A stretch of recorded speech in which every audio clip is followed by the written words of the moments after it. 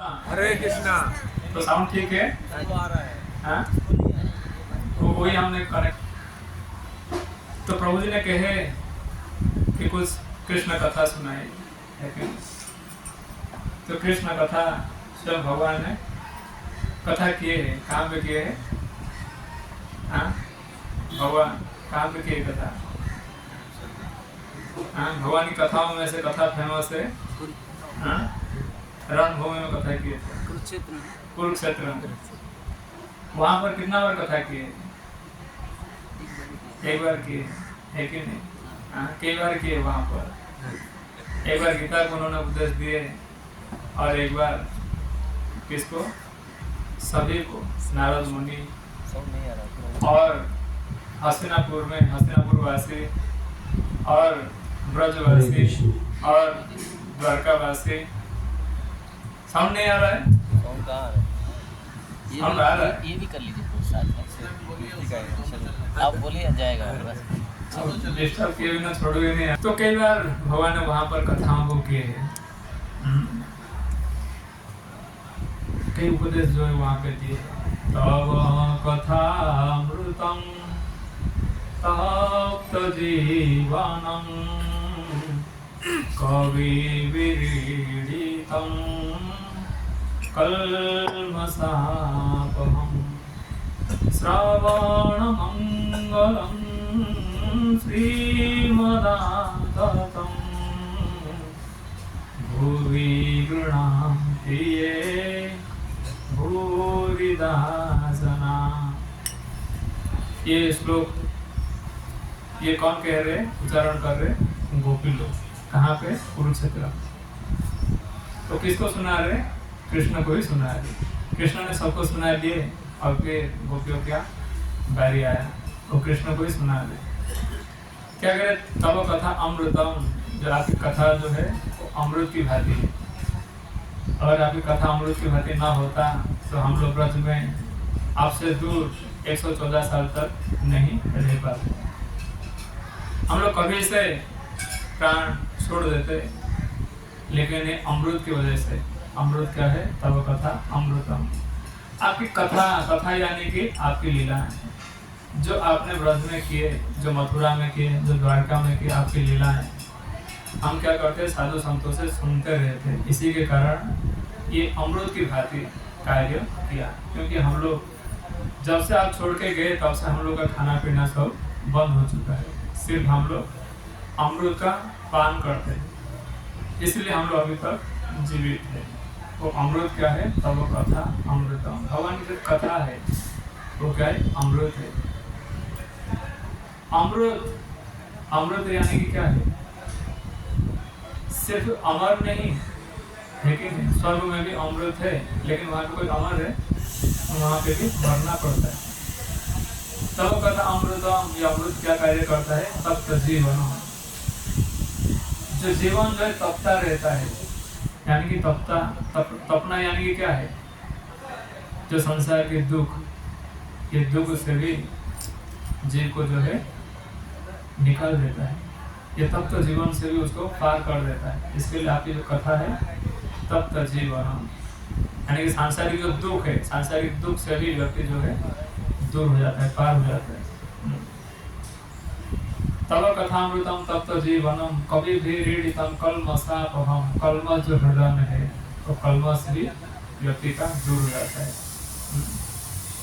कवि गृह्णाति ये भूरिदा जना, जो साधु संत आके जो घूमते रहते हैं और इसी प्रकार की आपकी कथाओं को सुनाते रहते हैं, ये क्या है? भूरिदा जना। भूरिदा यानी कि संसार में सबसे बड़ा जो दानी होते हैं और उनसे भी कोई सबसे बड़ा दानी है तो आपके भक्त लोग हैं, क्योंकि उन्होंने अमृत को जो है बांटते रहते, आपकी कथाओं को सुनाते रहते। उनसे बड़ा कोई दानी संसार में है ही नहीं, है कि नहीं? तो भगवान की कथा जो है इस प्रकार से है। और भगवान गीता में कहते हैं, शायद 4 अध्याय का 11 नंबर श्लोक है। भगवान कहते हैं ये यथा मां प्रपद्यन्ते तम तस्थैव भजाम्यहम् मम वर्त अनुवर्तन्ते मनुष्यः पार्थ सर्वशः। हे पार्थ, सर्वशः सारे मनुष्य, सारे जीव ये यथामा जो जिस प्रकार से भजन करते हैं मैं उन्हीं के पास उसी प्रकार मैं अपने को प्रकट करता हूँ। ये यथामं भज ये यथामं प्रपद्यन्ते तम तस्थैव भजामि हम भजामि अहम। जो जिस प्रकार से मेरा भजन करता है उसी प्रकार मैं उनके पास प्रकट होता हूँ।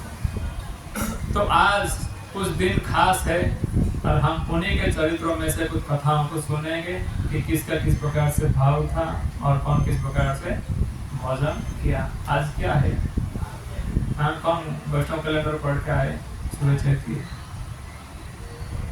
आज श्री रघुनंदन आचार्य रघुनंदन ठाकुर जी का डिसअपियरेंस डे। देखे थे वो कैलेंडर? दमन में आप लोग सब दिव्य स्तर पर रहते हैं तो किसी को जरूरत ही नहीं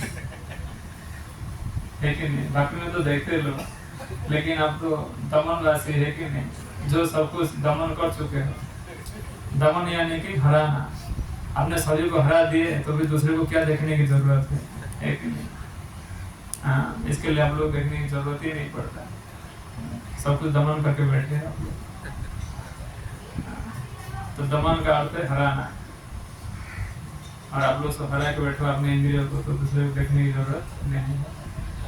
तो आज रघुनंदन ठाकुर जी का तिरुभाव दिवस है और साथ साथ बंसीदास बाबा जी उनका भी तिरुभाव दिवस है। तो उनके ऊपर थोड़ा सा हम उनके जीवनी को चर्चा करें, थोड़ा सुनने को प्रयास करें।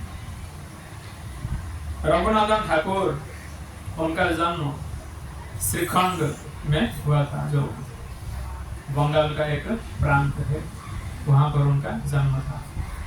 उनके पिताजी का नाम था मुकुंद और उनके दो चाचा थे, एक का नाम है नरहरि और दूसरे का नाम है माधव।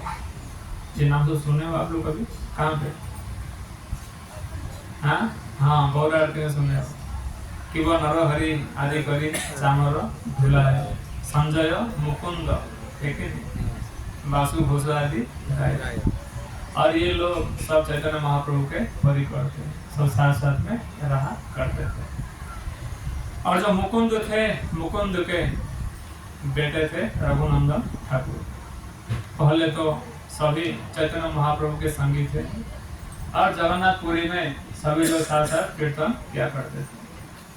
और ये सब तीनों भाई और उनके पूरा एक ग्रुप था, कीर्तन का ग्रुप था। जैसे यहाँ पे ग्रुप है, कीर्तन का ग्रुप है कि नहीं? ठीक है, जो भी है। हाँ, डिटेल्स आप लोग जाओ, डिटेल्स जाने की जरूरत नहीं। तो ग्रुप था और ग्रुप श्रीखंडवासी कीर्तन करते थे। उनको काफी प्रिय था गौरांग महाप्रभु का नाम, और गौरांग नाम लेते और जगन्नाथपुरी में कीर्तन करते। कई सारे टीम बनाए थे चैतन्य महाप्रभु, प्रमुख टीम 4 थे और उनको भी अपने साथ रखे थे और सब कीर्तन कर रहे थे। सभी को चैतन्य महाप्रभु ने आदेश दिए, हरे कृष्ण महामंत्र का कीर्तन करो, टीम बना के कीर्तन करो। लेकिन ये श्रीहट वासी जो थे, श्रीहट खंड के जो थे, वो लोग चैतन्य महाप्रभु का एक नहीं सुने। उन्होंने तो सिर्फ गौरांग का ही कीर्तन करते, किसी का नहीं सुने। चैतन्य महाप्रभु गुस्से में आए और कहे कि मैं अपना नाम सुनना नहीं चाहता हूँ, आप क्या करो, भगवान का नाम लो। तो लोग कहे श्रीखंड वासी की देखो, आप हरे कृष्ण महामंत्र लो, हमें तो यही नाम अच्छा लगता, हम यही नाम लेंगे। तो चैतन्य महाप्रभु गुस्सा किए और बोले, आप रथ के पीछे जाओ, रथ के पीछे जाकर कीर्तन करो, क्योंकि मैं अपना नाम नहीं सुनना चाहता। तो बोले ठीक है, हमें जहाँ रखो हम वहाँ जाएंगे और हम तो कीर्तन करेंगे गौरांग का, आपका ही नाम का हम कीर्तन करेंगे, क्योंकि हमें यही नाम अच्छा लगता है। तो फिर उन्होंने रथ के पीछे चले गए। बोला, कोई रथ के पीछे कभी कीर्तन करता है कि रथ के आगे कीर्तन होता है? कहाँ कीर्तन होता है?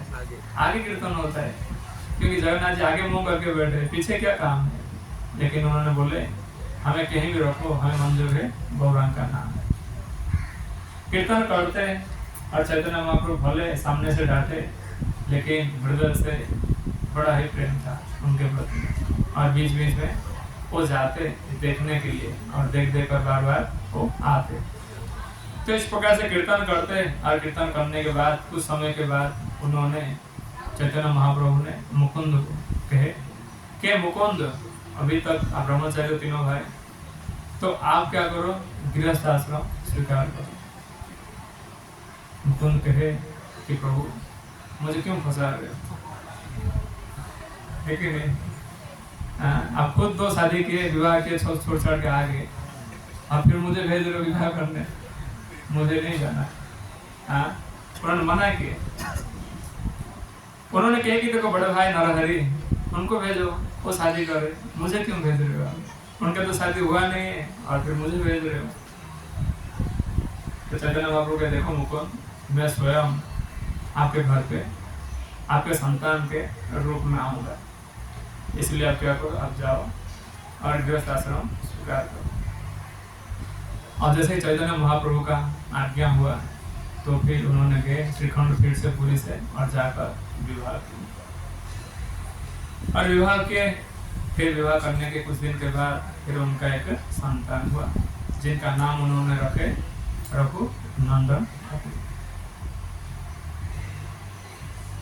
और फिर कुछ दिन के बाद नरहरि भी आ गए, फिर मुकुंद भी आ गए, फिर माधव भी आ गए, और सब श्रीखंड में रहने लगे।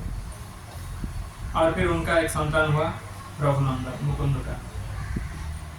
और मुकुंद जो थे वो नवाब हुसैन शाह, जो बंगाल के उस समय पर शासक थे, जो राजा थे, और उनके दरबार पर वो काम करते थे। उनका काम क्या था, वो मुकुंद थे राजवैद्य, यानी कि राजा का डॉक्टर, वो सिर्फ राजा का देखभाल करते थे, राजवैद्य थे मुकुंद।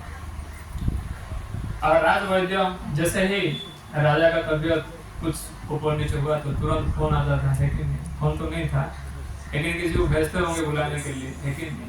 तो कभी बुला सकते हैं, क्योंकि राजा का काम है। कहते सारे कार्यों को छोड़ो और राज कार्यों को करो, बहुत जरूरी है कि नहीं? तो कभी भी बुलावा आता तो कभी भी उनको जाना पड़ता था, कभी जाना पड़ता था। तो उन्होंने अपने बड़े भाई नरहरि, उनको कहते थे कि देखो, उनका एक कुल परंपरा से गोपीनाथ जी का विग्रह का सेवा पूजा वो लोग करते थे। और हमेशा ये तीनों भाई में से हमेशा मुकुंद जो है वो सेवा पूजा करते थे। और कभी भी दोनों भाई नहीं करते थे। कभी कभी वो कहते थे नरहरि को कि आप करो और मैं जाता हूँ, थोड़ा काम है, थोड़ा सेवा है राज दरबार को। तो कहते थे मुझे कोई गोपीनाथ जी से मेरा कोई लेना देना नहीं है, मैं तो मेरा प्राण है गौर।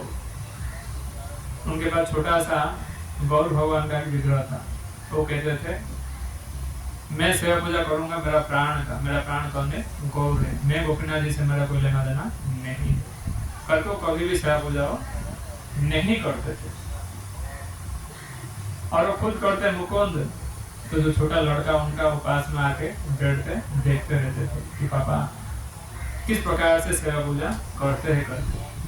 तो लड़का जो है 5 साल का हो चुका था, अब उनको राज दरबार पे जाना था।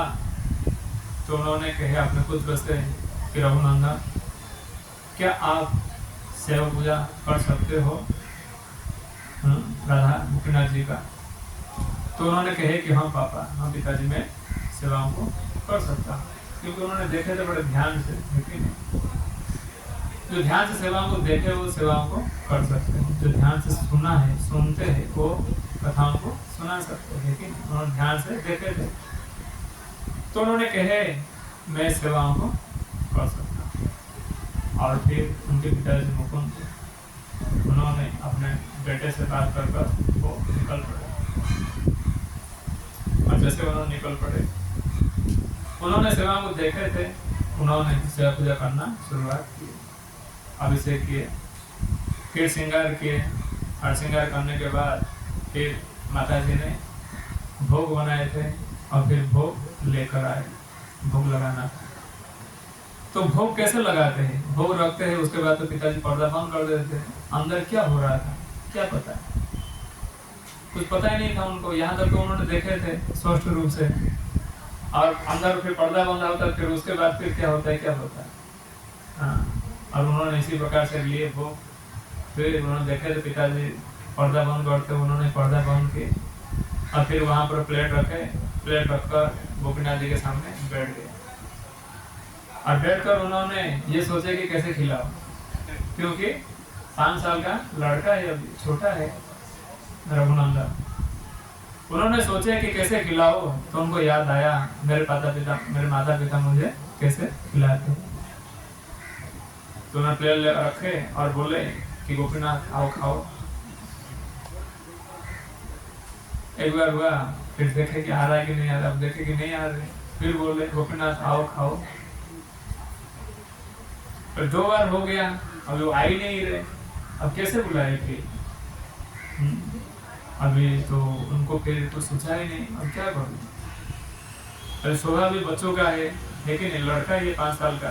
तो फिर उन्होंने वहां पे रोने लगे, क्योंकि देखो पिताजी बुलाते, पिताजी खिलाते तो अब खाते हैं, क्योंकि उनको यही भाव है, जिसको खिलाते मतलब क्या खाते हैं। और प्लेट के ऊपर कपड़ा बंद होकर आता है, फिर कपड़ा बंद होकर जाता है, ढककर जाता है, ढककर आता है, तो कैसे पता चलेगा खाए कि नहीं खाए? लेकिन नहीं, तो उनका विचार है कि खाते हैं, लेकिन नहीं। तो उन्होंने कहे कि पिताजी खिलाते तो आप खाते हैं और मेरे हाथ से नहीं खाओगे। और पिताजी आएंगे और उन्होंने पूछेंगे कि सेवा मैंने किस प्रकार से किया, तो मैं क्या जवाब दूं? तो फिर उन्होंने क्या किया, वहां पे बैठे बैठे रोने लगे। अब रो रहे थे, अभी काफी समय तक रोए, कई घड़ी चला गया उसमें रोते रोते। अब विग्रह वो भी सोच रहे थे करूँ तो करूँ क्या, ये तो बच्चा है, अब ये रो ही रहा है, कब से रो ही रहा है, अब जब तक मैं नहीं खाऊंगा तब तो ये रोता रहेगा, तो करूँ तो करूँ क्या। फिर गोपीनाथ जी विग्रह से निकल कर आए और आकर पास में बैठे और बैठकर स्वयं विग्रह खाने लगे। और अब वो नंदन हर एक चीज को देख रहे थे कि किस प्रकार से भगवान बढ़िया से खा रहे।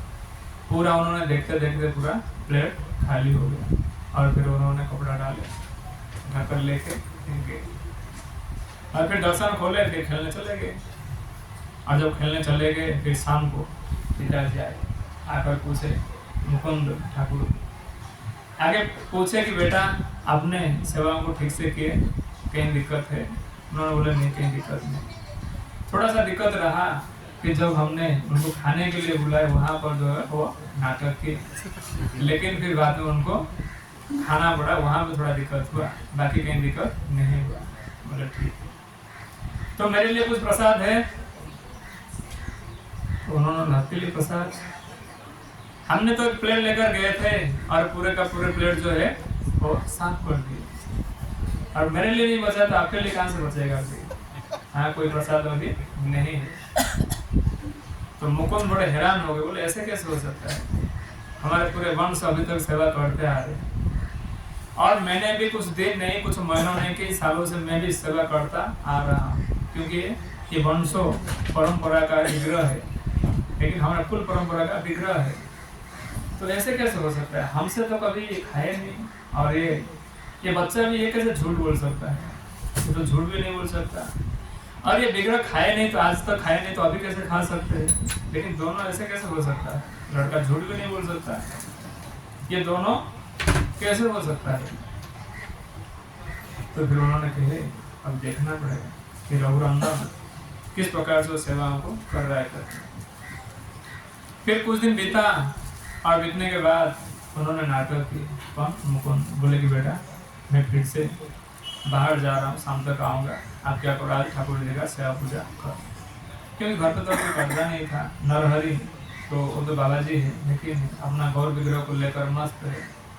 हाँ,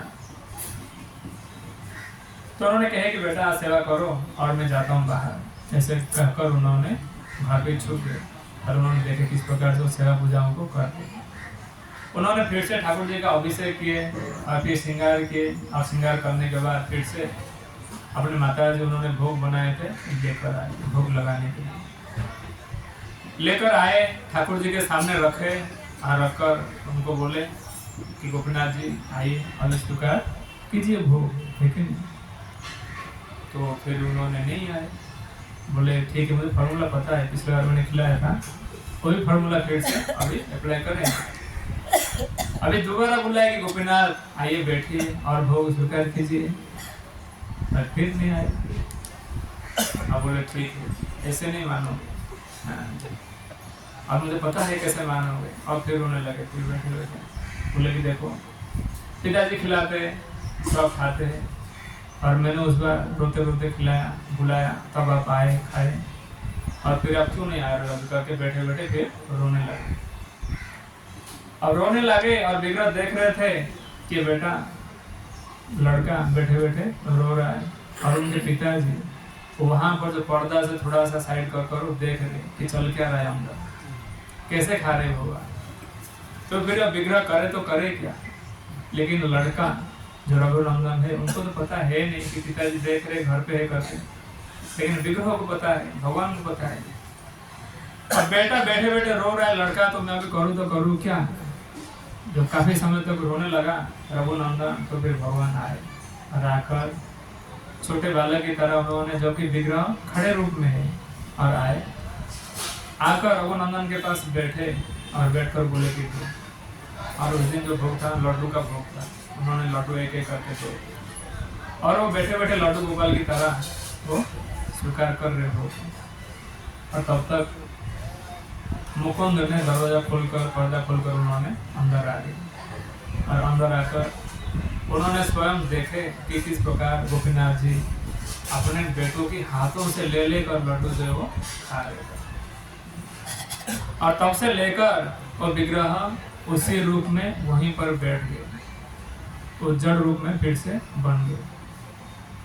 अभी हिलना डुलना कुछ नहीं, जो खड़े विग्रह जो था अभी वो विग्रह बैठ चुके हैं, अभी वो विग्रह लड्डू गोपाल के आकार ले चुके हैं उस रूप में, अभी भी वो विग्रह है श्रीखंड में।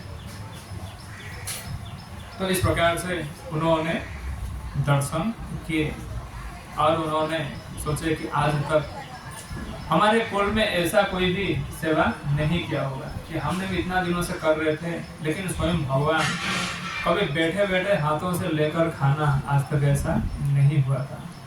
और चैतन्य महाप्रभु मुझे कहे थे कि आप जाओ विवाह करो और मैं स्वयं आपके पुत्र के रूप में आऊँगा।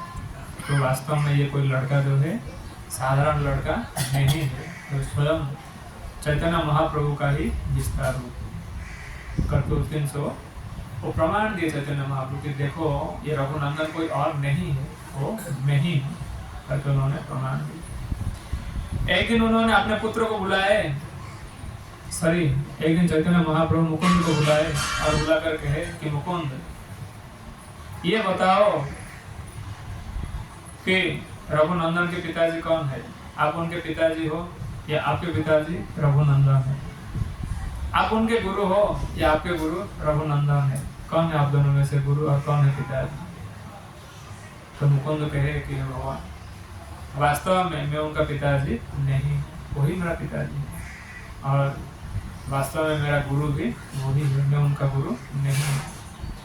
क्योंकि जिनके वजह से हमें कृष्ण प्रेम मिलता है, भक्ति में उत्साह मिलता है, जहाँ होते कृष्ण भक्ति से ही गुरु है, जहाँ जिसको देखने मात्र से हमें कृष्ण भक्ति मिलता है, उत्साह मिलता है, सेवा मिलता है, वास्तव में वो गुरु है। और जब भी मैं देखता हूँ रघुनंदन को, तो मुझे भक्ति में आगे बढ़ने के लिए प्रेरणा मिलता रहता है। तो भला मैं कैसे गुरु हो सकता हूँ, लेकिन तो उन्होंने कहे कि देखो मैंने कहा था कि मैं खुद स्वयं आपके पुत्र के रूप में आऊंगा। तो कोई नहीं है रघुनंदन, तो कौन है, मेरा ही विस्तार रूप। जो मेरा विस्तार रूप है कामदेव, वो कामदेव का ही विस्तार रूप है रघुनंदन, कोई और नहीं है, साधारण व्यक्ति नहीं है। और ये कथा सुना, लड्डू गोपाल बन गए राधा गोपीनाथ। ये कथा कौन सुना, महाभागवत, एक जिनका नाम है अभिराम ठाकुर, नाम सुने हो अभिराम ठाकुर। ये कौन है, 12 गोप में से एक है, जिनका नाम था 12 गोप में श्रीधाम, जिनका नाम था 12 यानी कि कृष्ण बलराम के साथ, और 12 ग्वाल वालों थे। उनमें से एक है कौन? अभिराम ठाकुर। वो कौन है अभिराम ठाकुर? श्रीधाम। वो कैसे आए अभी यहाँ पे कलयुग में? एक समय की बात है, चैतन्य महाप्रभु जगन्नाथपुरी में कीर्तन कर रहे थे। कीर्तन करते करते उनको वो लीला याद आने लगा जो उन्होंने द्वापर में भगवान कृष्ण बनकर जो लीलाओं को किए थे। और लीलाओं को याद कर रहे थे और गोवर्धन तलहटी पर सभी जो है ग्वाल वालों के साथ द्वादश गोपाल जो खेल रहे थे। और खेल क्या था कि सभी ने छुप गए और एक को सभी को ढूंढ के निकालना था।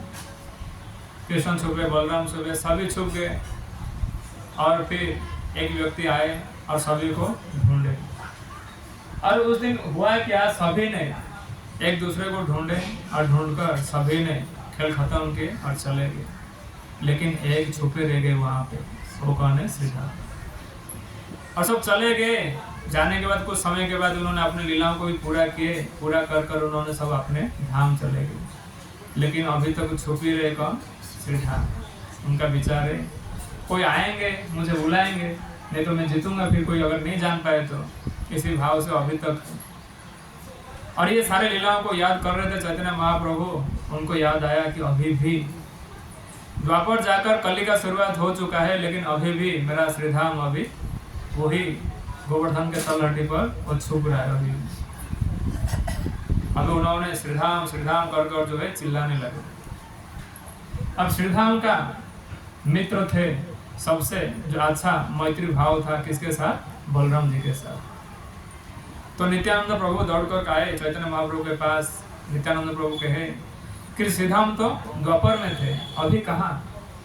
तो उन्होंने कहे चैतन्य महाप्रभु अभी भी हो, अभी गोवर्धन जाओ, अभी भी वो छुप रहा है, उसको बुलाकर लेकर आओ। तो नित्यानंद प्रभु कौन है? स्वयं बलराम जी है। अब बलराम जी का ज्यादा लगाव, ज्यादा प्रेम था श्रीधाम से। दोनों घनिष्ठ मित्र थे और उन्होंने तुरंत गए गोवर्धन जाकर वहां से श्रीधाम श्रीधाम करके जैसे खेल रहे थे वैसे ही फिर बलराम जी चिल्लाने लगे, जोर जोर से बुलाने लगे। तो श्रीधाम गुम्फा के अंदर जो है छुपे हुए थे, उन्होंने बाहर आए, आकर देखे कि कौन है, कौन चिल्ला रहा है। अब इतने समय के बाद कौन चिल्ला रहा है, जबकि उनको पता नहीं है कि द्वापर खत्म है, कल शुरुआत है, कुछ पता नहीं। वो आए, आकर देखे कि कोई छोटा सा लड़का है, नित्यानंद प्रभु चिल्ला रहे हैं श्रीधाम श्रीधाम करके। क्योंकि वो द्वापर के थे, तो द्वापर के इंसान कितने बड़े हुआ करते थे।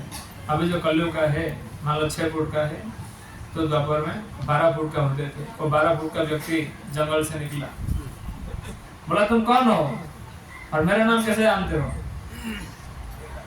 तो कहे कि देखो श्रीधाम मैं बलराम हूँ। तो उन्होंने कहा तुम बलराम हो, इतने छोटे हो तुम बलराम हो, कैसे मालूम तुम बलराम हो करके? हाँ, बलराम तो मेरे से भी आटा गटा शरीर है उनका।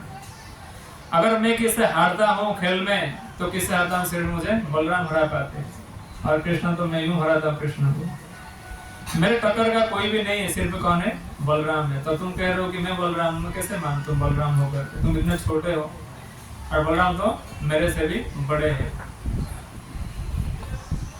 तो उन्होंने कहे, नित्यानंद प्रभु कहे कि देखो श्रीधाम अभी द्वापर जो खत्म हो चुका है, कल ही शुरुआत हो चुका है, और आपका जो शरीर है वो द्वापर का ही है, और हम लोग शरीर छोड़कर यानी कि भगवत धाम जाकर हम फिर से प्रकट हो चुके हैं। और स्वयं भगवान कृष्ण अभी चैतन्य महाप्रभु के रूप में प्रकट हो चुके हैं, और वो जगन्नाथपुरी में लीलाओं को करते हैं। और प्रभु ने ही आपको बुलाए तो मैं आया हूँ। श्रीधाम बोले कि देखो आपको प्रमाण देना पड़ेगा कि आप बलराम हो करके, नहीं तो मैं कैसे मानूं? उन्होंने बोले ठीक है, क्या प्रमाण चाहिए आपको? बोले खेलेंगे, हम खेल से अलग हुए थे ना, अब खेलेंगे, अगर खेल से जीतोगे तो मैं मानूं, ठीक है? बोले ठीक है, क्या खेलना है, क्या शर्त है? तो श्रीधाम कहे कि देखो हम ये गोवर्धन जी का 3 बार परिक्रमा करेंगे दौड़ते हुए, अगर आपने सुन लिए तो मैं मानो क्या बलराम हो करके। बोले कि चलो ठीक है, शर्त मंजूर है। अब आगे आगे दौड़ने लगे श्रीधाम, और पीछे पीछे पीछा करने लगे कौन? नित्यानंद प्रभु। अब वो दौड़ रहे थे, शरीर भी बड़ा था, शक्ति भी काफी था, डबर का शरीर है, दौड़ रहे थे। अब दौड़ते जब भी देखते थे पीछे पीछे कौन है? नित्यानंद प्रभु। फिर दौड़े, एक चक्कर हो गया, 2 चक्कर हो गया, तीसरा चक्कर हो गया। जब भी दौड़ते थे वो देखते थे हमेशा पीछे रहते थे कौन? नित्यानंद प्रभु। जब तीसरा बार राउंड खत्म हुआ तब उन्होंने माने कि हाँ आप बलराम ही हो, नहीं तो मेरे टक्कर का तो कोई है ही नहीं। अगर आप टक्कर लगा देते हो, टक्कर के साथ हो, तो आप बलराम हो। तो फिर बलराम जी कहे कि देखो आपका इतना बड़ा शरीर है, तो इसी शरीर से आप जाओगे तो सभी में हैरान हो जाएंगे पूरे। और फिर उन्होंने अपने शक्ति से उन्होंने जैसे कि रेवती को छोटा किए थे, वैसे उनको भी अपने शक्ति से 12 फुट से 6 फुट बना दिए। और फिर दोनों वापस वहां से जगन्नाथपुरी आए। तो बड़े प्रसिद्ध थे ये अभिराम ठाकुर। घूमते हुए जाते थे। अगर कोई भक्त नहीं है, स्वाभाविक भक्तों का ढोंग करता है वो धोती कुर्ता पहन के, और ऐसे व्यक्ति को अभिराम ठाकुर सिर्फ प्रणाम करते हैं। और जैसे प्रणाम करते तुरंत अगर कोई ढोंग करता है तो तुरंत आत्मा शरीर से निकल जाता था। इसीलिए वो काफी उड़ीसा और बंगाल में काफी फेमस थे। उनको थोड़ा सा कहीं लगा गड़बड़ी तो सिर्फ उनको एक बार प्रणाम ही करना और कुछ नहीं करना। जहाँ थोड़ा सा गड़बड़ लगा कि व्यक्ति ठीक नहीं, हरे कृष्ण, उसमें उसका हरि बोल, कुछ और करने की जरूरत नहीं। कई विग्रह का जो पंडित लोग सेवा पूजा करते हैं, प्राण प्रतिष्ठा उसमें नहीं है, सिर्फ कमाने के लिए। जब अभिराम को थोड़ा सा गड़बड़ी लगा तो जाते सिर्फ प्रणाम करते हरे कृष्ण, वो विग्रह भी फट जाता। कई विग्रह फट चुका था, कई आदमी मर चुके थे, सिर्फ उनका प्रणाम करने मात्र से। और तो और कई शालिग्राम शिला भी लोग ला ला के रखते हैं कि देखो ये शालिग्राम शिला मुझे सपने में प्राप्त हुआ है। तो अभिराम ठाकुर कहते थे अच्छा सपने में प्राप्त हुआ है, देखते असली है नकली है, और जाते तो कई पुजारी तो वैसे शालिग्राम शिला छोड़ के भाग जाते थे, क्योंकि मार पड़ेगा, फिर इतना दिनों से कमा रहे, लेकिन पड़ेगा कि नहीं पड़ेगा, नकली है तो फिर। तो बड़े फेमस थे, सब जानते थे ये कोई सिद्ध पुरुष है करते थे। हाँ, हर एक सिद्धियों को जानते थे। उनके सामने ढोंग जो है नहीं चलता था। कोई ढोंगी तो उनको देख कर ही दूर से भाग जाते थे कि देखो अभिराम हमारा रास्ता चेंज कर दो, हाँ जिंदगी ना मिलेगा दोबारा ही। जैसे प्रणाम किया ऐसे व्यक्ति खत्म, विग्रह तो खत्म हो जाता है, लेकिन नहीं तो सब डरते थे, सब डरते थे। और अभिराम को पता चला कि श्रीखंड में अभी गोपीनाथ जी लड्डू गोपाल के रूप में है। उन्होंने स्वयं रघुनंदन ठाकुर के हाथों से उन्होंने लड्डू खाए। हाँ, तो इतने वो शुद्ध भक्त है। चलो परीक्षा लेते हैं। अब घूमते फिरते जगन्नाथपुरी से उन्होंने पहुंच गए श्रीखंड। जाके मुकुंद को कहे कि देखो, मुकुंद जानते थे अभिराम ठाकुर को, कौन नहीं जानता, उस समय सब जानते हैं क्योंकि बड़े प्रसिद्ध थे, सब जानते थे। कई सारे आश्चर्य कार्यों को करते थे, इसके लिए सब में वो फेमस थे। अब जैसे वो जाते तो हर व्यक्ति डर जाते थे। मुकुंद देखे कि ये यहाँ पे क्यों आया है, पहले एक बार आया था, किससे पहले, हाँ ये रघुनंदन से पहले एक बार गए थे श्रीखंड, उन्होंने विग्रह का दर्शन किए थे राधा गोपीनाथ जी का। तो गोपीनाथ जी कहे कि देखो अभी अभिराम आ रहा है, अगर मेरे में कुछ है, मुकुंद कौन बोला गोपीनाथ, तो मैं फट जाऊंगा। इसलिए उन्होंने राधा रानी को आगे कर दिए और उन्होंने पीछे छुप गए। कौन? गोपीनाथ जी विग्रह छुप गए, यानी कि राधा रानी को आगे कर दिए। और फिर आकर हाँ अभिराम ठाकुर ने प्रणाम किए थे विग्रह, तो राधा रानी को कुछ नहीं हुआ था और गोपीनाथ जी पीछे छुप गए थे। तो उसी प्रकार का ही सेवा पूजा अभी तक हो रहा था। हमेशा आजू बाजू में रहते, लेकिन वो विग्रह से आगे पीछे थे। अब जब दोबारा हमको पता चला कि गोपीनाथ जी अभी और रूप में नहीं है, अब किस रूप में है, तो लड्डू गोपाल के रूप में बैठ चुके हैं, तो मैं जाऊंगा दर्शन के लिए। अब दोबारा दर्शन करने जा रहे उस स्थान पर, तो ठीक है नहीं, सब जानते हैं उसका प्रभाव को। अब मुकुंद को कहे कि देखो मैं आया हूँ आपका पुत्र का दर्शन करने के लिए। मुकुंद डर गए, बोले अभी दर्शन करेगा। हाँ, अब अपना संतान को कौन नहीं चाहता। हाँ, कुछ भी हो, लेकिन नहीं। हाँ, तेरा है पर मेरा है, लेकिन कुछ भी हो मेरा है, लेकिन सबको रहता। अगर कुछ कमी है और उन्होंने प्रणाम किए तो सिर्फ शरीर बचेगा, प्राण छूट जाएगा, लेकिन तो उन्होंने कहे कि देखो हमारे पुत्र जो है घर पर नहीं है, वो खेलने के लिए गए। उन्होंने घर पर ही थे और दरवाजा तुरंत बंद कर दिए। नरहरि, मुकुंद और माधव तीनों ने कहे कि नहीं है हमारे लड़के, अब जाओ यहाँ से। बोले मैं अभिराम ठाकुर जगन्नाथपुरी से आया, मुझे ऐसे कह रहे हो कि जाओ करके। ठीक है, जाता हूँ। तो उन्होंने वहाँ से वापस आ गए। और बच्चे तो बड़े चंचल होते, उन्होंने क्या किया, रघुनंदन ने पीछे का दरवाजा खोला और खोलकर उन्होंने जो उसी गांव पे एक स्थान है, जिस स्थान का नाम है बड़दंगा, यानी कि वहाँ पर नरहरि ठाकुर जी का भजन कुटीर है। वहाँ पे एक बड़ा सा बरगद है और वहाँ पर बच्चे लोग जो खेलते रहते हैं। और वहाँ पे दौड़ के रघु नंदन ने वहाँ पर पहुँच चुका है। वहाँ पर जो बच्चों के साथ खेल रहा है। और अभिराम ठाकुर घूमते हुए वहाँ पर जाके पहुँचे और वो बच्चों का खेल कूद देख रहे थे। तो कई सारे बच्चे देख रहे थे, तो वो सोचे कि मैंने जिस कार्य के लिए आया था बच्चा इसमें तो नहीं है। बड़े ध्यान से देखे तो एक बड़ा सा चमकता हुआ एक लड़का उसमें जो खेल रहा था, 5 साल का लड़का, उसके ऊपर उनका ध्यान गया। उसको बुलाया कि इधर आओ। जब वो लड़का इधर आया, पास में आया अभिराम ठाकुर जी के पास, उन्होंने पूछा कि आपका नाम क्या है। तो उन्होंने कहे कि मेरा नाम रघुनंदन ठाकुर है। मैं तो आया था रघुनंदन से ही मिलने। बोले ठीक है, लेकिन 2 नाम से तो लड़के नहीं है। उनको पूछे तुम्हारे पिताजी का नाम क्या है। उन्होंने कहे मेरे पिताजी का नाम मुकुंद ठाकुर है। बोले सब ठीक है, यही लड़का है जिसके तलाश में मैं हूँ। अभी नाम मिलेगा, लेकिन उसी की तलाश में मैं हूँ। अब उन्होंने कहे कि देखो मैं आपसे मिलने आया हूँ। मिलने आया था जगन्नाथपुरी से। बैटरी खत्म, उसे बैटरी है, देखना है। मैं आपसे जगन्नाथपुरी से मिलने आया था क्योंकि आप भगवान को भोग लगाए और भगवान जो है लड्डू गोपाल के रूप में हो गए, तो मैंने आपका दर्शन के लिए आया था। ठीक है, बैठो फिर बैठो। अब उन्होंने बोले कि ठीक है, मुझे दर्शन करने दो। तो तुरंत बड़े ध्यान से वो देख रहे थे। अब रघुनंदन कहे कि इतना बड़े ध्यान से ऐसे क्यों देख रहे हो मुझे। हाँ, और फिर एक बार रघुनंदन को प्रणाम किया। अब उठे, उनको लगा कि अभी लड़का खत्म हो गया होगा। अब वो उठे, उठकर देखे तो लड़का वैसे का वैसे खड़ा है जमीन पे।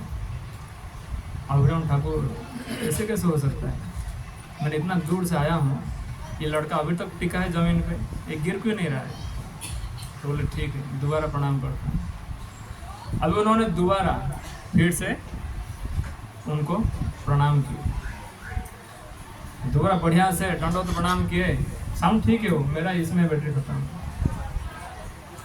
दोबारा प्रणाम किए और उन्होंने सोचे कि अभी तक तो काम हो गया होगा, लेकिन अब देखे तो लड़का वैसे ही खड़ा है। लेकिन क्या हुआ। और फिर तीसरा बार, लेकिन शुभ माना जाता है, और तीसरा बार प्रणाम किए। अब देखे तो अभी भी उसको कुछ हो नहीं रहा है। तब उन्होंने मान लिया कि ये लड़का कोई साधारण व्यक्ति नहीं है, ये लड़का जो है मेरे मित्र का ही शक्ति है, मेरा मित्र का ही विस्तार रूप है।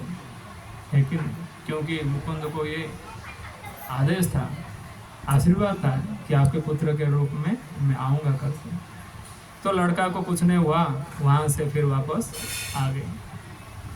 और वैसे ही रघुनंदन ठाकुर ने भजन पूजन करते हुए भगवान जी का, ठाकुर जी का, और आज के दिन ही उन्होंने शरीर छोड़े थे, जो कि चैतन्य महाप्रभु का ही विस्तार रूप है।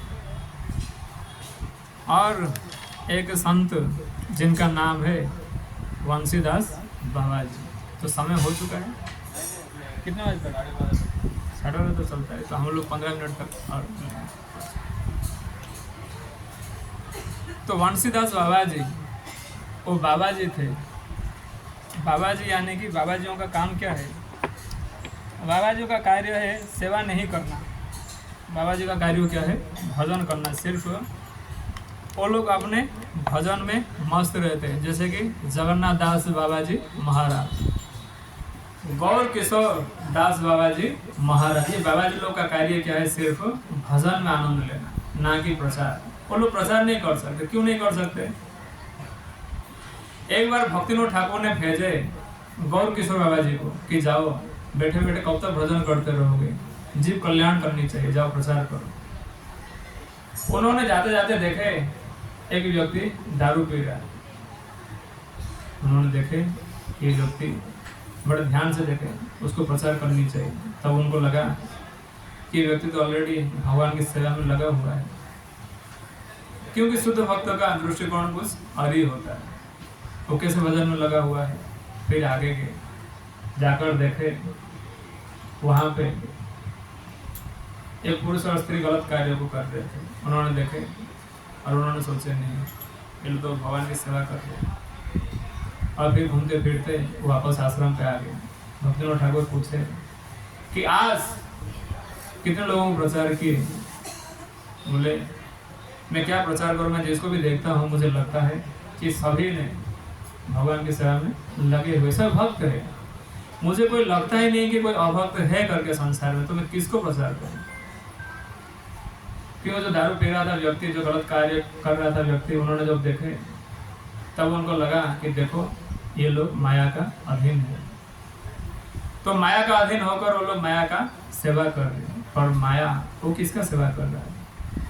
हाँ, दैवी ऐसा गुणामयी मम माया। लेकिन माया किसका है? मेरा ही। और माया भगवान का ही है, और ये लोग माया का ही सेवा कर रहे हैं। तो किसका सेवा कर रहे हैं? माया का ही सेवा कर रहे हैं। तो ये तो ऑलरेडी भक्त है, तो मैं उनको क्या प्रचार करूं? मेरे से प्रचार नहीं होगा, मेरे से क्या होगा? भजन नहीं होगा, है कि नहीं? तो उनका जो दृष्टिकोण होता है। और हम लोग इतने ऊंचे कोटि के भक्त हो, ये भक्त है, हाँ, उससे तो मैं लाखों गुना शुद्ध भक्त हूँ, है कि नहीं? भक्त लोग ऐसे होते हैं क्या? हाँ, है कि नहीं? ये हम लोग का दृष्टिकोण है। तो जो बाबा जी होते हैं वो लोग प्रचार नहीं कर सकते। इसी प्रकार की वंशीदास बाबा जी भी इसी प्रकार थे। उस समय पर तो नहीं थे, वो काफी समय के बाद आए, जब थे संसार में भक्ति सिद्धांत सरस्वती ठाकुर। उस समय पर ये वंशीदास बाबा जी बंगाल के ही थे, और उन्होंने दीक्षा के लिए ब्रज चले गए और ब्रज से दीक्षा प्राप्त किए। और वहाँ पर उनको विग्रह भी प्राप्त हुआ, राधा कृष्ण विग्रह और गौर निताय का विग्रह। वो विग्रह को हमेशा नियमित रूप में सेवा करते और अपना भजन कीर्तन में वो हमेशा मस्त रहते। उनके पास और कुछ भी नहीं था, कुछ रखते ही नहीं थे। बाबा जी लोग को जो अतिरिक्त कुछ उनको जरूरत ही नहीं पड़ता, माला के अतिरिक्त और कुछ उनको जरूरत नहीं पड़ता। हाँ, ना कोई कपड़े का जरूरत पड़ता, ना कोई मकान का जरूरत पड़ता, हाँ, कुछ भी नहीं। उनको माला है तो सब कुछ है उनके पास।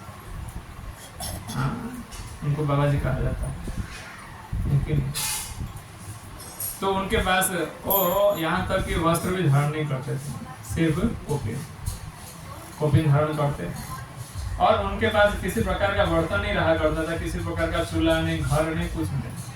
उनके पास सिर्फ एक लोटा रहता था, ऑल इन वन। एक में ही सब कुछ, पीना है उसी में, धोना है उसी में, खाना है उसी में, सब कुछ उसी में ही। कुछ भी स्टॉक रखना है तो भी उसी में, सब कुछ उसी में ही, और कुछ एक्स्ट्रा है ही नहीं। और सिर्फ उनके पास एक चद्दर था बिछाने के लिए, ओढ़ने के लिए, एक ही चद्दर था। इतना पे वो अपना जीविका करते थे। और एक उनके पास एक बोरा था, वो बोरा के ऊपर ही ठाकुर जी को बिठाते थे और सामने बैठते थे, भजन करते थे। बस इतना ही था उनके पास। और भजन प्राण थे, भजन पे लगे रहते थे हमेशा। और जब भी, जैसे कि अभी जन्माष्टमी आ रहा है, और फिर गौर पूर्णिमा आता है, ऐसे दिनों में वो विग्रह की सेवा कैसे करते थे? कुछ तो था नहीं उनके पास। एक रस्सी लाते और रस्सी में मान लो कि जन्माष्टमी आ रहा है, तो क्या करेंगे? राधा कृष्ण विग्रह दोनों को रस्सी में बांधेंगे और बांध कर कुआं मिला तो कुआं में डुबाएंगे। अभिषेक करना है ना, जन्माष्टमी है तो रस्सी से बांध के कुएं में डुबाएंगे।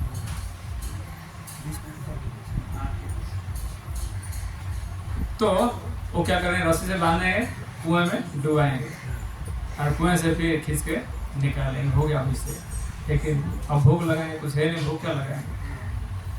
और मान लो फिर गौर पूर्णिमा आया तो फिर उनके पास विग्रह भी था, बहुत निताई था, तो उसको फिर दोबारा रस्सी से बांधेंगे और फिर चाहे गंगा नहीं तो कुआं, किसी में भी वो डुबाएंगे, फिर निकालेंगे। हो गया अभिषेक। फिर बोरा के ऊपर बिठा देंगे और फिर भजन कीर्तन चालू। इस प्रकार के वो बाबा जी थे। भजन आनंदित है सिर्फ। और ऐसे सेवाओं को भी भगवान जो स्वीकार करते हैं। स्वीकार भगवान क्यों करते? किसके सेवाओं को स्वीकार करते हैं? भगवान देखते हैं कि हृदय में कितना काम, क्रोध, लोभ, मद, मत्सर्य पड़ा है, वही जो भगवान देखते रहते हैं। हिंसा, कपट, लेकिन ये सब जो भगवान देखते रहते हैं।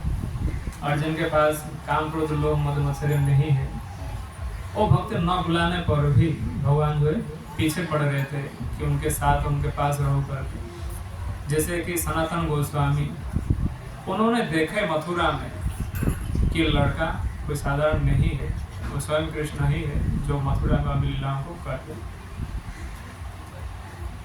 और उन्होंने कहे, गोपाल नाम का जो लड़का था, उन्होंने कहे कि बाबा मुझे आपके साथ ले चलो। सनातन गोस्वामी मना कर दे, बोले कि देखो मेरे पास ना रोटी है, ना कपड़ा है, ना मकान है, कुछ भी नहीं है, मेरा खाने का कोई ठिकाना नहीं है, तुम जाओगे कैसे रहोगे वहाँ पे? जब वो जानते थे स्वयं भगवान नहीं करते, लेकिन फिर भी मना करते कि अभी जहाँ पे हो वहीं पे रहो और मैं भजन कर रहा, मुझे भजन करने दो। मेरे साथ आओगे तो भजन में बाधा होगा ही, क्योंकि आपके लिए मुझे फिर जुटाना पड़ेगा। इसलिए उन्होंने मना कर दिया। जबकि भगवान को उनके साथ रहना था और पीछे पीछे भगवान चले भी गए और फिर उनके लिए मंदिर बनाए और फिर रखे। लेकिन वो कहानी दूसरा है। लेकिन उन्होंने लिए और भीख मांगकर लाके रोटी देते थे। और वो गोपाल एक दिन के सनातन को, देखो गोपाल, देखो सनातन, मुझे कब तक सिर्फ सूखा रोटी खिलाते रहो, कब तो थोड़ा नमक दे दिया करो। अब बोले कि देखो मैं मना कर रहा था आपको आने के लिए मेरे साथ, अभी नमक मांगे हो, फिर मैं नमक ला के दूंगा, फिर कल अचार मांगोगे, फिर अचार ला के दूंगा किससे मांगकर, फिर बोलोगे अभी सब्जी लाओ, फिर सब्जी ला के दूंगा, फिर बोलोगे कुकिंग करो। तो यही समय जुटाते रहो, यही सब करते रहो कि भजन करो मैं अपना। जब मना कर रहा था, अभी जाना है चले जाओ, नहीं तो वैसे ही रहो जैसे मैं रह रहा।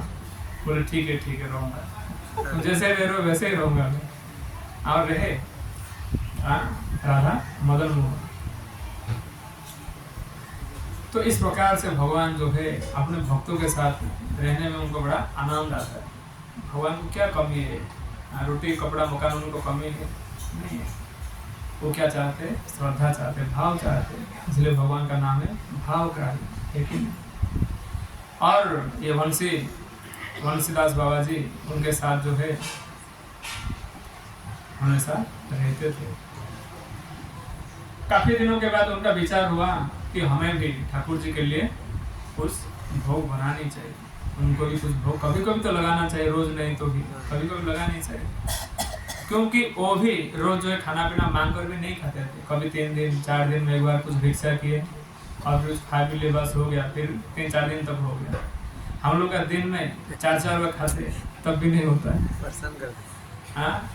हाँ, भजन तो छोड़ो, भोजन से भी कोई संतुष्टि मिल जाए हम लोग को तो भी बड़ी बात है। और खास करके गुजराती लोग को तो मैं जानता हूँ काफी दिनों से। हाँ, गुजराती लोग का खाना इतना फेमस होता है, एक डिश बनेगा प्रभु जी के लिए और अलग से बनेगा बच्चों के लिए। किसी को गेहूँ चाहिए तो किसी को बाजरा चाहिए तो किसी को और चाहिए, किसी को और चाहिए। और ऐसे नहीं कि उन लोग बना बना के दूसरे के लिए थक गए, खुद के लिए कुछ और चाहिए तो अपने लिए कुछ और ही बना दे। मैं तो सुन के हैरान होता हूँ। उड़ीसा में सुबह बन गया राइस सब्जी, सबको वही खाना है, जिसको नहीं खाना है खुद देख ले क्या करना है उसको। शाम को फिर वही बनेगा राइस भात राइस सब्जी, जिसको खाना है खाओ, जिसको नहीं खाना है तो खुद देखे उसको क्या करना है। सबके लिए अलग अलग नहीं बनेगा, लेकिन यहाँ पे पहुंच जाएगा बेटा आज आपको क्या चाहिए, प्रभु जी के पास पहुंच जाएगा कि प्रभु जी आपको क्या चाहिए शाम को, और खुद का ही कुछ विचार है तो खुद भी अलग से बनाएंगे। अच्छा है कि नहीं? आलसपन जो दूर है काफी उनसे। खैर जो भी है, तो दिन में भी 4-4 बार भी खाते हैं, और खास कर गुजरात का तो और भी फेमस, किसी का निंदा नहीं कर रहा हूँ, खाना अच्छा है कि नहीं। हाँ, हर 2-2 घंटे में उनको चाहिए, 2 घंटे भी ज़्यादा हो गया शायद, हो गया ना। हाँ, हर 1 घंटे में चाहिए उनको। मान लो कि जगह रहते 10-12 घंटे तो 10-12 बार चाहिए, है कि नहीं।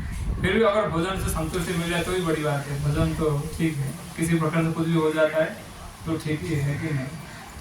खैर जो भी है वो भिक्षा करते, और 3-4 दिन में 5 दिन में एक बार वो खाते, नहीं तो नहीं खाते। भजन परायण लोग ऐसे ही होते हैं, आपने सुने होंगे। आइंद्र प्रभु वो आते, अभी के समय की बात है, कीर्तन में बैठ जाते वृंदावन में और कीर्तन करने लगते। तो समय ऐसे बीतता कि उनको कुछ भी पता नहीं रहता। 2 दिन के बाद 3 दिन के बाद कोई जाता उनके पास और उनको कहता कि प्रभु जी आपने यहाँ पर 3 दिन से बैठे हो और यहाँ पे कीर्तन कर ही रहे हो, अभी तक घर नहीं गए, आपने स्नान नहीं किए, आपने प्रसाद नहीं पाए। तो बोलते थे अच्छा ऐसा है क्या। फिर जाते, और फिर जाके ना उनके लिए कोई दिन है ना उनके लिए कोई रात्रि है, क्यों उनके पास जो घड़ी था और घड़ी में से 3 कांटा उन्होंने निकाल दिए थे। अभी भी है वो रूम, अभी भी जाके वो घड़ी भी है, अभी भी दर्शन कर सकते हो उनके रूम पे, वो घड़ी अभी भी है। घड़ी तो है, घड़ी में कोई घंटा नहीं है, क्योंकि ना समय हो। गोलोक वृंदावन में कोई समय नहीं होता। तो जपा करते फिर टाइम देते, जपा करते फिर टाइम देते, जब टाइम कांटा निकाल, घड़ी रहने दो। हमने देखे, अभी भी जाओगे वृंदावन तो उनका रूम है ऊपर ब्रह्मचारी आश्रम पे, तो दर्शन कर सकते हैं। तो ना समय कोई समय नहीं है। और 3 दिन के बाद जाते, स्नान करते, फिर कुकिंग करते, फिर अपने घर पे शालिग्राम शिला था, काफ़ी है, अभी भी है। दूसरे भक्त जाके सेवा करते हैं और अपने समय पर स्वयं आइंद्र प्रभु खुद करते थे सेवा, अभी भी है। कम से कम 100 से भी ज़्यादा होगा शालिग्राम शिला, इतना सेवा करते थे, बहुत सेवा करते थे। और कोई याद दिलाता कि प्रभु जी आपने 3 दिन से यहाँ पे बैठे हो गए नहीं, तब जाते। तो कोई बड़ी बात नहीं है, जो भजन परायण है। हम लोग तो भोजन परायण है, लेकिन हम बराबर याद रहता है। 11 से 12 हो चुका है, 1 घंटा बढ़िया से हो गया टाइम, बेल बजा। हाँ, तो 3-4 दिन में एक बार वो भीख मांगते, जो भी मिल जाता वो खाते। और कभी कभी विचार करते हैं कि नहीं अभी ठाकुर जी के लिए भोग बनानी चाहिए। आप किसी प्रकार से 2 पात्र लेकर आए, क्या बना रहे यार, क्योंकि अभी बंसीलाल गवादी कुकिंग करने वाले, इसके लिए सुन रहा है। तो 2 पात्र कहीं से भी व्यवस्था किए और उन्होंने कुकिंग करना चालू की, गौर निताई के लिए और राधा कृष्ण के लिए। और बढ़िया से बनाए, ऐसे सुगंध आया होगा, और उन्होंने बढ़िया से बनाकर उन्होंने भोग लगाए। और ऐसे भोग लगाए, भोग लगाने के बाद फिर प्रसाद के रूप में उन्होंने लिए, और वैसे उन्होंने कुछ दिन तक। और फिर उसके बाद देखते देखते बंगाल उड़ीसा प्रांत में उस समय पर चोर ज़्यादा हुआ करता था। तो क्या हुआ, कुछ दिन के बाद गौर निताई का जो पात्र था उसको कोई चोरी करके ले लिया। अब सिर्फ बचा कि इसका राधा कृष्ण का पात्र। उन्होंने बुकिंग किए और बुकिंग कर कर उन्होंने राधा कृष्ण को भोग लगाया। अब गौर निताई कोई भोग ही नहीं, बोला आपका पात्र ही नहीं, आपको ध्यान देनी चाहिए ना। अब कौन ले लिया, कैसे बनाओ, कैसे लगाओ, व्यवस्था आप करो। कहाँ गया, और लाओ तब बनेगा, तब भोग लगेगा। और उन्होंने एक पात्र था तो एक ही पात्र में बनाए, राधा कृष्ण को भोग लगाए, अपने खुद खाए और बढ़िया शांति से रहे। कौन निताई का कोई सेवा नहीं। वैसे ही 1 दिन हो गया, 2 दिन हो गया, अब कौन निताई सोच रहे कि कुछ लगा नहीं रहा है, बुढ़ा भोग आ नहीं रहा है। हाँ वो लोग मस्त है अपनों में, हाँ हम तो कोई पूछ ही नहीं रहा है, पात्र गया कहाँ। तो फिर और 1-2 दिन के बाद अपने आप वो पात्र आया, कोई लाके दिया, बोला कि बाबा ये पात्र आपका है? बोले हाँ ये पात्र हमारा ही है। तो ठीक है लो, ठीक है दो। कौन लिया, कहाँ से आया, कुछ नहीं, हाँ कुछ नहीं। फिर जैसे पात्र मिला वैसे फिर से भगवान भोग करके लिए चालू हुआ, और फिर बनाते, फिर भोग लगाते। बोले कि देखा अपना व्यवस्था खुद करो, ठीक है, मुझे परेशान करोगे तो खुद परेशानी रहोगे भी, है कि नहीं। तो इसी भाव से वो सेवा पूजाओं को करते। कौन? वंशीदास बाबा जी। और वैसे ही अपने विग्रहों का सेवा पूजा करते करते उन्होंने नवद्वीप में ही रहकर उन्होंने शरीर छोड़े। तो वंशीदास बाबा जी बड़े प्रसिद्ध थे, सभी कोई जानते हैं। जगन्नाथ दास बाबा जी और वंशीदास बाबा जी बड़े शुद्ध भक्त हुए। ये भजन परायण है, बहुत भजन किए उन्होंने।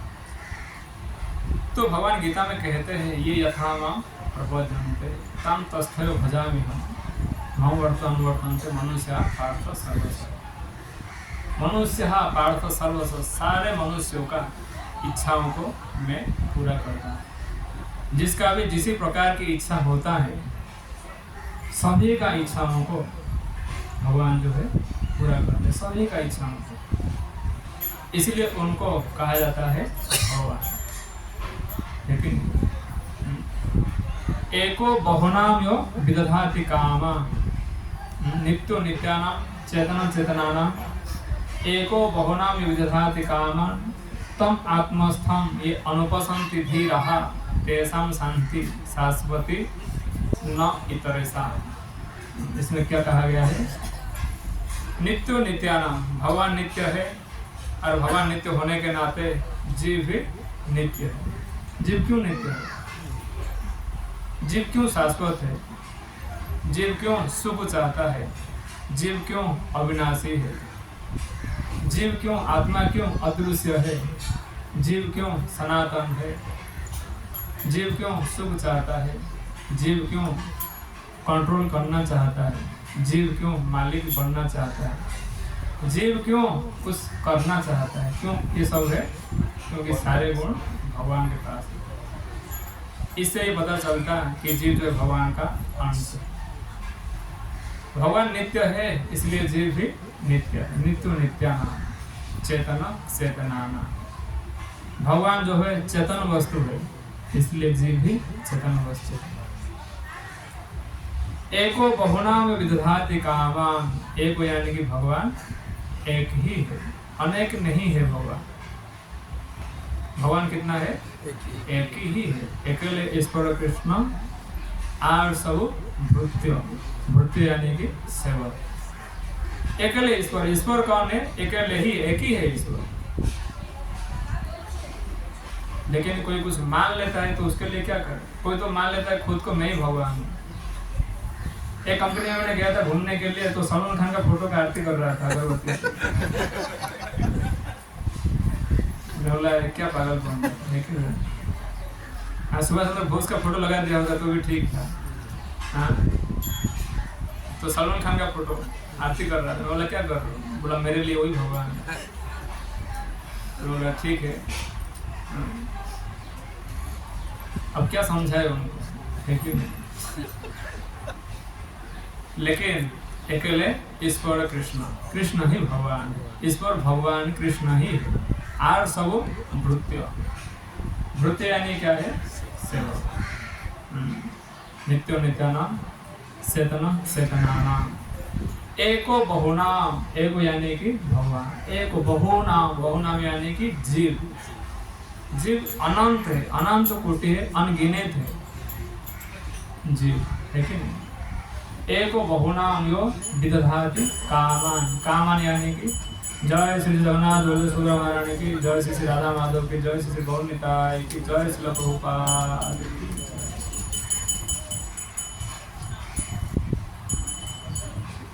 जय। एको बहुनाम यो विदधाति कामान। कामान यानी कि क्या है? इच्छाएं। कामान यानी कि कामनाएं, इच्छाएं। वो इच्छा क्या है फिर? वो इच्छा क्या है? वो इच्छा कुछ भी हो। हमें शाम को, आज संडे शाम को जाना है पीने के लिए। अगर इच्छा हमने किए तो व्यवस्था कौन करेंगे? ठाकुर जी करेंगे। वो बुद्धि देंगे। जब पैसा नहीं, ठीक है, संडे प्रोग्राम पे इतना होता है, किससे मांगना है? सबका व्यवस्था बना, ठीक है। आज संडे शाम को फिर 1 से 2 क्लास होता है, नहीं जैसे यहाँ से क्लास खत्म होगा फिर हम वापिस जाएंगे क्लास सुनने के लिए, तो भगवान व्यवस्था देंगे, ठीक है। ये शॉर्टकट रास्ता है, इधर से निकल जाओ, पहुँच जाओगे 1:30 बजे तक वापिस, ठीक है। यानी कि सभी जीवों की इच्छाएं, जन्माष्टमी आ रहा है, हम पहले सोच लिए क्या सेवा होगा, इस बार कुछ सेवा होगा क्या धमाल में? कुछ नहीं हो सकता। अगर हमने इच्छा कर लिए तो भगवान कहेंगे ठीक है, आपका इच्छा ही नहीं है तो फिर हम क्या मदद करेंगे? और हमने इच्छा की नहीं हम कुछ करेंगे तो भगवान बुद्धि देते हैं। ये सब सूत्र है। एको बहुना में विदधाति कामान। कामान यानी कि कामना, इच्छा है। भगवान सारे जीव की इच्छाओं को पूरा कर देते हैं, सारे जीव की इच्छाओं को। हम नहीं कर सकते, हम कर सकते हैं। अभी कोरोना काल में कई पारिवारिक लोग भी चले गए, हम इच्छा किए थे बचा लिए। हाँ, राधे कृष्ण मारे के, हरे कृष्ण, ठीक है।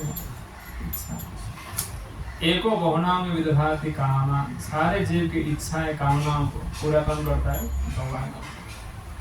इसलिए उनको भगवान कहा जाता है, क्योंकि व्यक्ति अपने इच्छाओं को पूरा कर ही नहीं पाता है। कर पाते हम लोग अपनी इच्छाओं को? हम सिर्फ इच्छाओं को करते, भगवान जब तक चाहते नहीं तब तक वो इच्छा पूरा ही नहीं होता है। एको बहुना में विदधाति कामान तम आस्तमर्थम। ये अनुपसंति भी रहा। अनुपसंति यानी कि ये चीज को, अनुपसंति यानी जो देखता है, जो जानता है, क्या जानता है? नित्यो नित्यानाम। भगवान नित्य है, हम भी नित्य है। भगवान चेतन है, हम भी चेतन है, और भगवान सारे जीव की इच्छाओं को पूरा करते हैं। तम आत्मस्थम अनुपसंति, ये चीज को जो जानता है, धीर रहा, वो व्यक्ति केवल धीर व्यक्ति है। धीर यानी कि बुद्धिमान, वो व्यक्ति बुद्धिमान है जो ये जानता है जीव की सारी इच्छाओं को हमने पूरा करते। पूरा कौन करता है? भगवान करता है।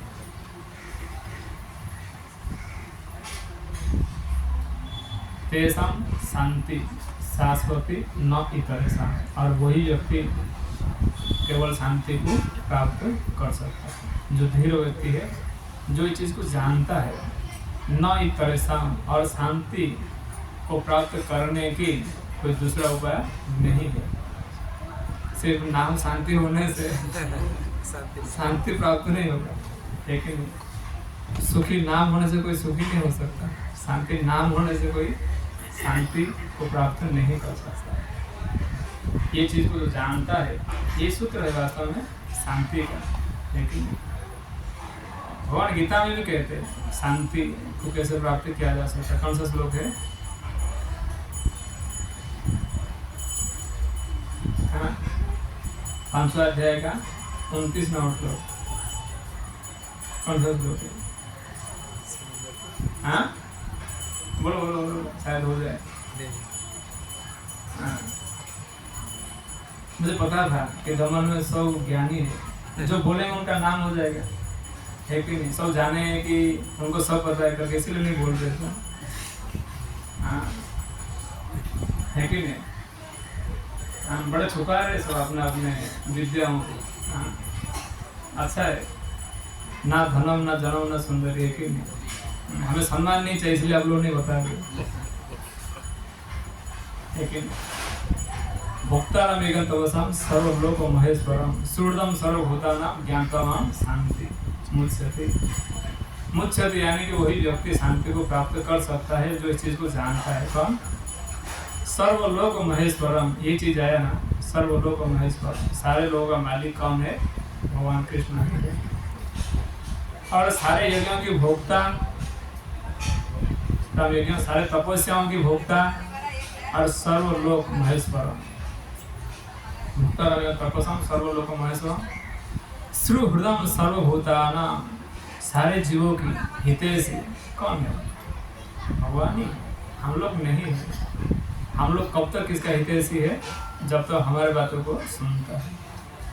अब जैसे बातों को सुनता है, एक बातों को मना किया तो फिर वहां पे फिर दरार आने लगता है। सच कह रहा हूँ कि झूठ कह रहा हूँ? कोई भी हो, देख लो, जहां तो कोई सुनता है तब तक ठीक है। जैसे एक बातों को मना किया, फिर दरार आ जाता है। लेकिन भगवान वैसे नहीं है। भगवान हर भक्तों की हर एक कार्यों को देखते हैं, लेकिन अच्छा कार्यों को वो देखते हैं, गलत कार्यों को नजरअंदाज करते हैं। लेकिन हम लोग अच्छा कार्य नहीं देख पाते, लेकिन गलत कार्यों को जरूर देखते हैं।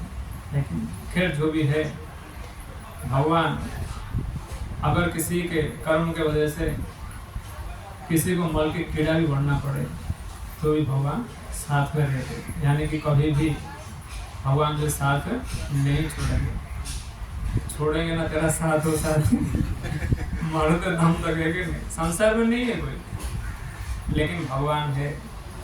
जैसे कि कोई जीव अपने कर्म से मल का कीड़ा बन रहा है, हाँ, और मान लो कि वो पति बन रहे हैं, पत्नी को बोलेंगे साथ में चलोगे, साथ साथ रहे, साथ साथ फिर रहेंगे, हाँ, तो आएंगे कोई नहीं।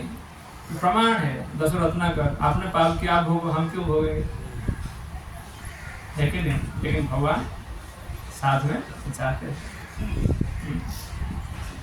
है कि नहीं। इस पर सर्वभूतानां हृदय से अर्जुन पूछते, सारे जीव के हृदय में है। भगवान हमेशा बुद्धि देते हैं, लेकिन फिर भी जो व्यक्ति नहीं ही मान पाता, फिर भगवान को भी साथ नहीं छोड़ते। लाखों बताते हैं कि वैसे करो करके, फिर हम नहीं करते, फिर भी भगवान जो साथ है नहीं छोड़ते। लेकिन इसलिए कहते सर्वोदम सर्वभूतानां, सारे जीव के हितैषी कौन है? भगवान। ज्ञानत्वा यानी कि जो जान लेता है शांति मुझसे, वही व्यक्ति केवल शांति को प्राप्त कर सकता है। तो यही है आज की शिक्षा। हम लोग के भाव विचार जैसे करेंगे, जैसे इच्छाओं को करेंगे, भगवान वैसे इच्छाओं को पूरा करने के लिए अलग अलग प्रकार से हमें बुद्धि देते रहते। तो हमें विचार हमेशा अच्छा रखनी चाहिए। अगर विचार अच्छा हो तो सारी इच्छाओं को भगवान जो है मदद करते हैं। तो किस प्रकार से हम अपनी इच्छाओं को पूरा कर सकते हैं, ठीक है। विचार अच्छा हो और भजन के भाव अच्छा हो तो हम लोग का धीरे धीरे जो अनर्थ है, काम क्रोध लोभ मद मत्सर, धीरे धीरे खत्म होने लगेगा, और तब फिर हम भक्ति का कुछ अनुभव कर सकते हैं। अन्यथा दिन महीने सालों गिनते रहेंगे और कोई लाभ नहीं होगा। इसलिए हमें विचार जो है अच्छा रखनी चाहिए।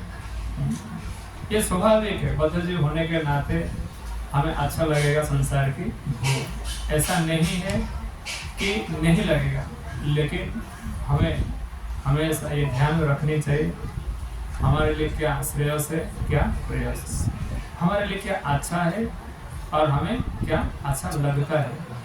तो लगने की जो बात है वो हमारे लिए अच्छा नहीं है, लेकिन बद्धजीव स्वाभाविक भोग अच्छा लगेगा, तपस्या तो अच्छा लगेगा, लेकिन हमें जो है भोग से दूर रहने की जितना जरूरत है उतना हम विषयों को स्वीकार कर सकते हैं, लेकिन उससे ज़्यादा नहीं, लेकिन और हमेशा ध्यान रहनी चाहिए हमारे लिए क्या श्रेयस है, हमारे लिए क्या अच्छा है, उसी चीज़ पे हमें ध्यान देनी चाहिए। और ध्यान देकर कार्यों को करें, सेवाओं को करें, तो धीरे धीरे हृदय का जो शुद्धिकरण होगा। शुद्धिकरण नहीं है, गंदगी है तो कोई बड़ी बात नहीं है, बड़ी बात क्या है, धीरे धीरे साफ करना। लेकिन बद्धजीव है तो स्वाभाविक है कि गंदगी रहेगा, तो गंदगी है तो कोई बड़ी बात नहीं। हाँ? तो पूछा किसी को कि इतना हृदय में इच्छा है, काम वासनाएं है, तो फिर क्या करनी चाहिए? तो उन्होंने कहा इतना काम है तो अच्छा है, क्योंकि वही काम तो पहले तो प्रेम था भगवान के प्रति, जब इस संसार में आया वही प्रेम काम पे बन गया। उसका मतलब है आप भगवान को ज़्यादा चाहते थे, ज़्यादा प्रेम है आपका, फिर उसको अपने इच्छा को भगवान की सेवा में लगा दो। जितना काम है वो सारे काम प्रेम में बदल जाएगा, है कि नहीं? समझ पाए ना? तो कलमश है, काम क्रोध लोभ मद मत्सर्य है तो है, सब में है, तो कोई बड़ी बात नहीं है। बड़ी बात क्या है, हम धीरे धीरे उसको साफ सफाई करें। हरे कृष्णा कृष्णा कृष्णा हरे हरे, हरे राम राम राम हरे हरे। श्रील प्रभुपाद की जय।